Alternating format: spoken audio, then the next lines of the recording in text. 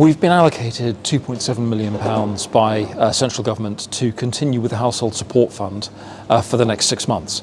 Now, this is a project that we have been running designed to provide assistance to people really through the cost of living crisis, and it's a program that's evolved now into one that's got a number of streams, a number of areas of support where we are reaching out to people who are in need, making sure that that funding is being channeled to the people who need it most.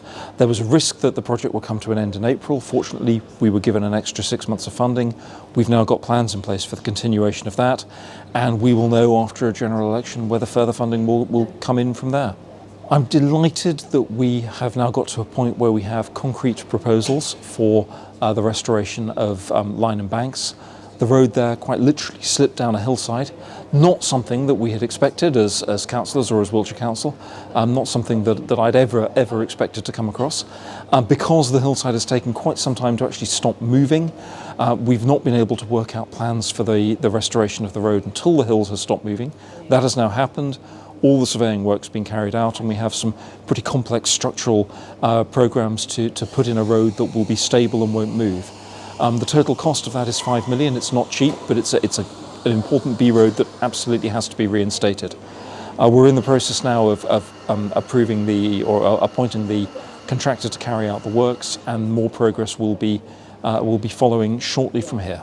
We've been putting long-term plans in place for providing support for pupils who, for whatever reason, are being excluded from their school, to make sure that their education can continue and get them back on track and then back into school.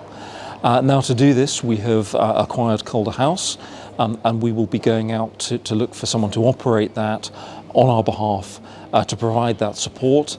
We're also looking at doing something similar at Wiltshire House.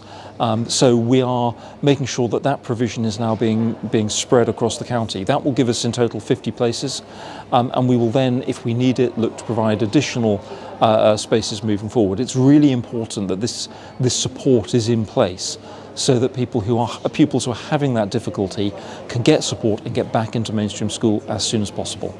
We've recently entered into a programme called Safety Valve, which is the SDND recovery programme with the Department for Education. This is about transforming the way in which we are providing support to pupils with special educational needs in Wiltshire. It's about making sure that as far as possible we have in-county provision so that pupils aren't needing to travel long distances, that we've got provision spread across the county, but also that wherever it's suitable, and it won't be suitable in all cases, but wherever it is, that pupils with those kind of special educational needs are remaining in mainstream education. The evidence is overwhelmingly clear that where pupils who've got mild needs are able to stay in the mainstream schools, the schools they're already at, and receive support there, that the outcome for them is significantly better over the long term. So it's part of a big government programme that we're engaged in. This is happening countrywide.